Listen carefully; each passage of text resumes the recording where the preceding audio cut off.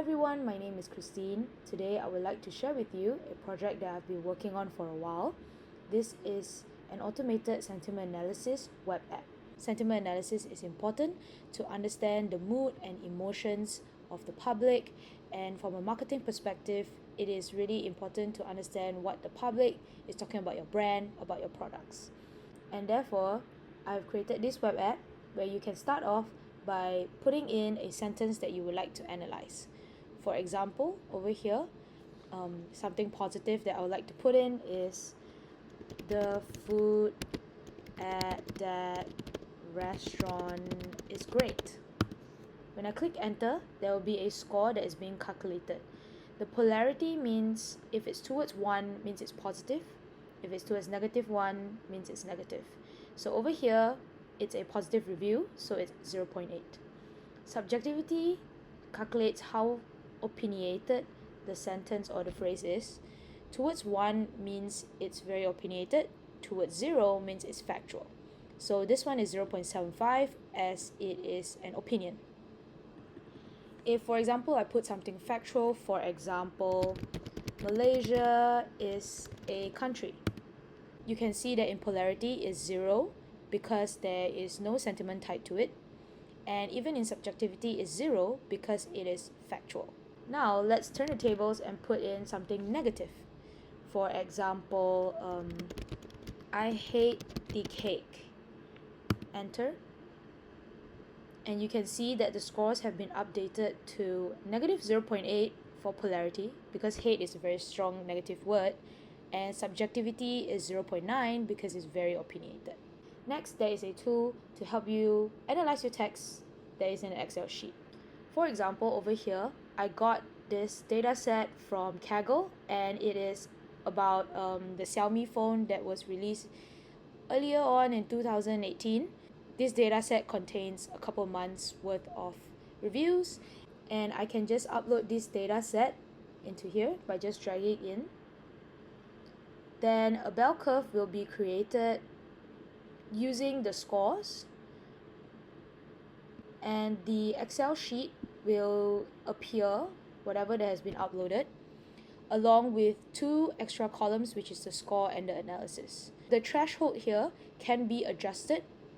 So for example, if I adjust it to 0.3, meaning scores above 0.3 is considered positive, scores below -0.3 is negative. As a brand, you can play around with this threshold and see what suits your brand needs. And after you are comfortable with this, you can actually download this as a CSV file.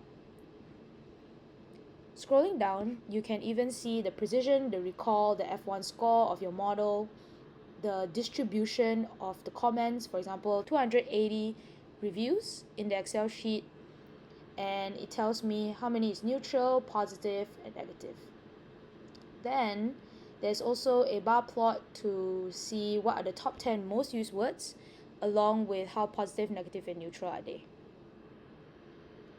Next up, there is also a bar plot of neutral words.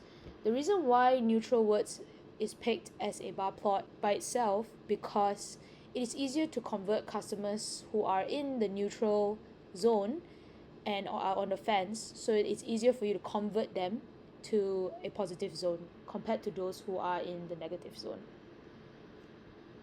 And over here, I can see that it's interesting. Camera is interesting, quality and battery is quite interesting, so we can actually look into it further with the time series graph. At the bottom here, I can select what year. So for example, this data set only contains 2018 worth of data.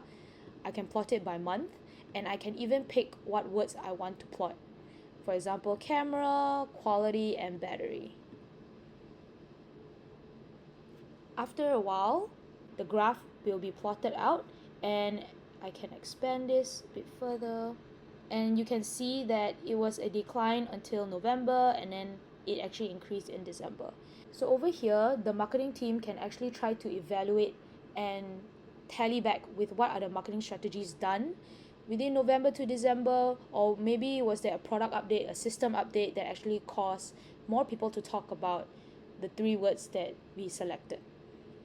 And then at the bottom here, last but not least, you can even download the CSV file of the data that you have already filtered for any further visualizations that you would like to do in Excel. The third tab over here is integrated using the YouTube API, and this is used to extract out YouTube video comments and conduct sentiment analysis with it. For example, I have a YouTube video over here, and it is about the M3 MacBook Air.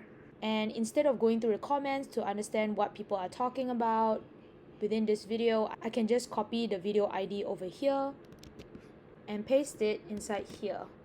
When I click fetch comments, give it a couple of seconds, and a bell curve will be produced along with the mean score, standard deviation, the scores and the analysis, the distribution of the comments,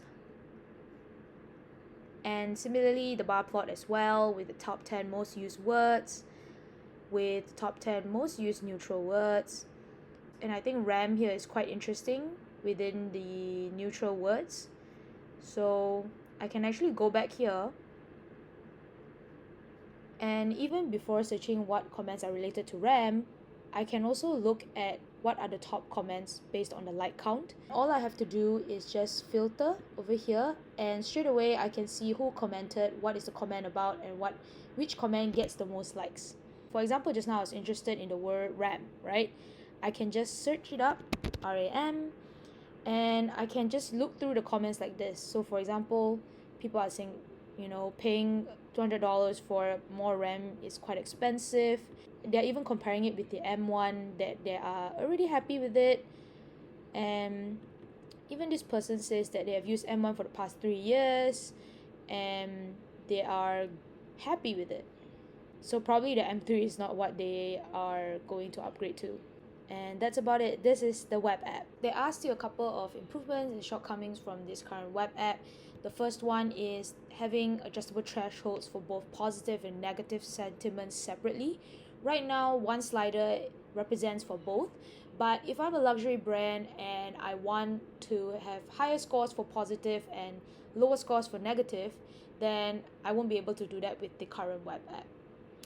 Secondly is the analysis of emojis. The current technology that is being used for this web app only analyzes text right now, and there are no emojis involved. So that is something that we can improve on in the future. Third thing is the extraction of timestamps from YouTube comments. So for example, I've pulled out this comment from the Usher Super Bowl performance, and people were commenting, 6:15 to 6:30. And if you're a YouTube user, you would know that if you click on it, it will direct you to the exact timestamp of the YouTube video. And when I use the API to extract out the comment, it comes out as a link. And if a lot of people are commenting this exact same timestamp, it's going to appear as a link in the bar plots and in the charts. So it's not going to be visual friendly, and that is something that needs to be fixed. Future recommendations for the current web app: number 1, integration with additional social platforms, for example, maybe TikTok, LinkedIn, and whatnot. And therefore, the app can cover more social media bases, and marketers will be able to use for other platforms. Number 2 is integration of generative AI capability. This web app actually is built with the support of generative AI, but I did not integrate any of it into the web app. However, in the future, it would be really useful to have it inside. For example, having the AI to allow you to prompt what your data set is about and ask the AI to evaluate the graphs that has been created above, along with the next action points. So you actually save time and you will have like a starting point on what are your next steps.